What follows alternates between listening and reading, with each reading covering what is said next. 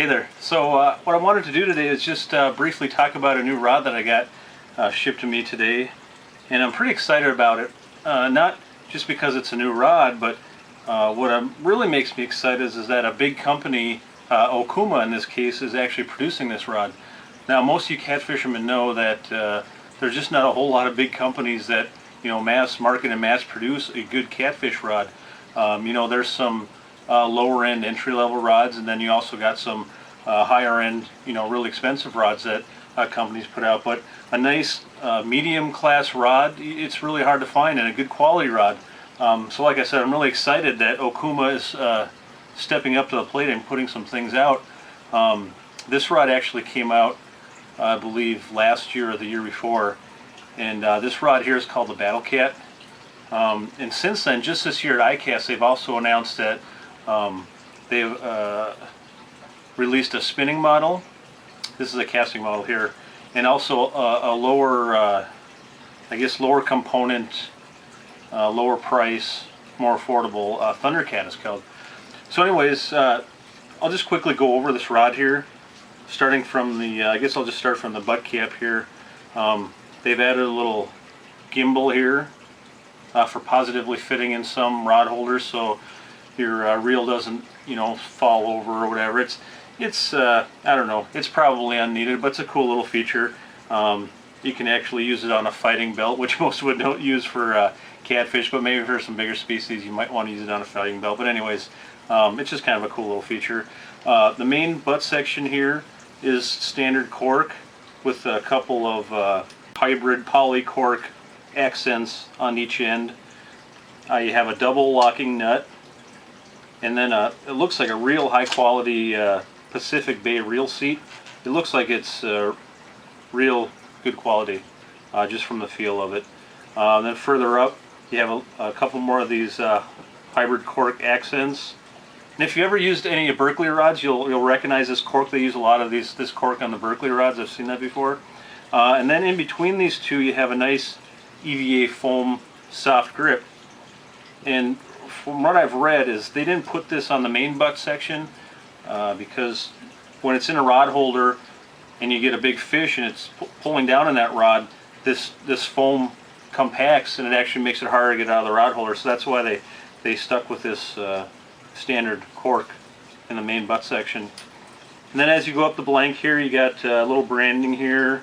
You got a nice little diamond wrap with some accents.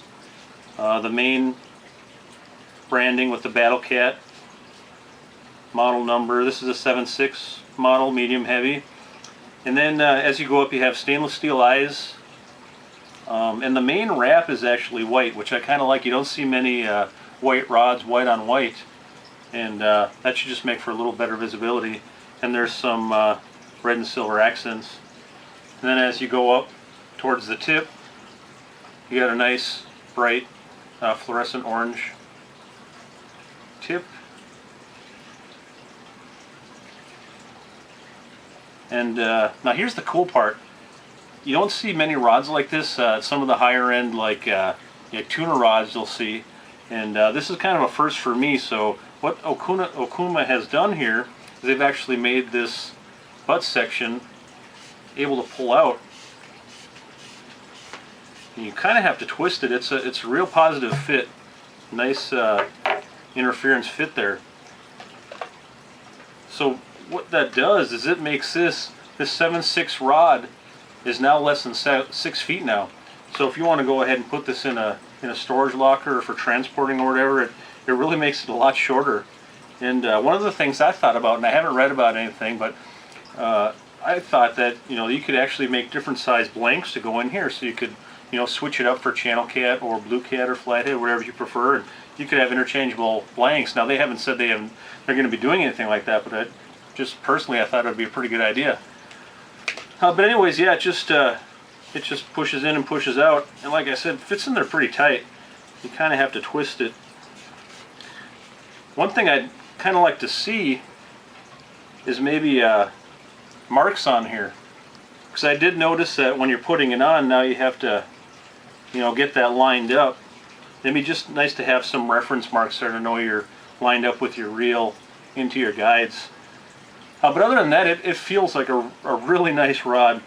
The price is anywhere from $70 to $100 wherever you look right now. I think the actual retail is, you know, like $115 or $120, but you can definitely find it for a lot cheaper than that. But I haven't had this rod out on the water yet, but I do plan on getting it out, and we're going to be taking a trip where I expect to catch many 15 to 30 pound cats, so it'll be a good test for it. And when I do that, I'll go ahead and put a link right up here, so you can go ahead and click on that and you can see this rod in action. But what I will do right now is, you know, I'll hook up a reel to this thing and I'll just get some weight like a bucket or something and just show you what the action's like.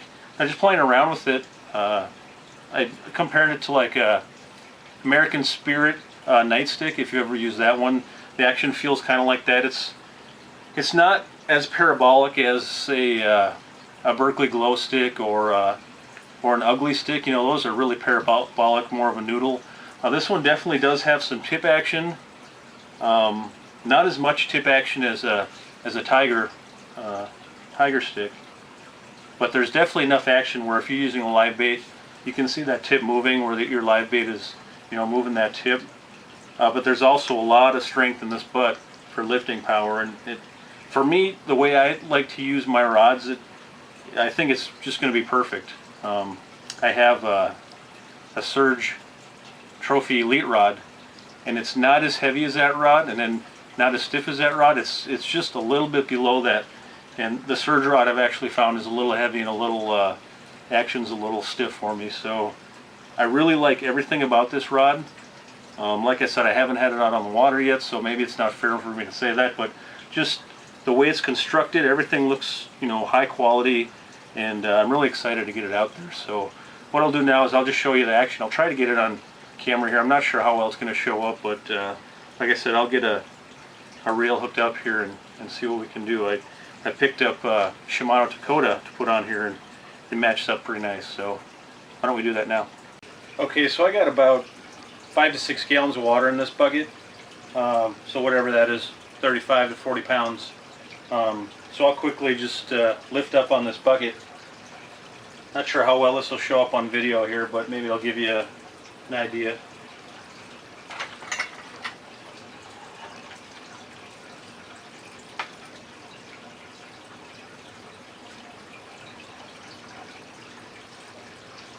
It definitely feels good. I'm going to tighten up my drag here.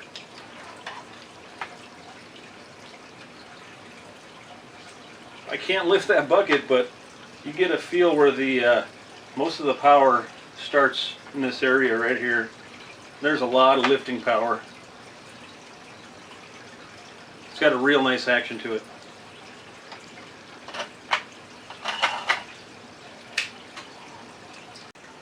So yeah, anyways, that's the Okuma Battle Cat.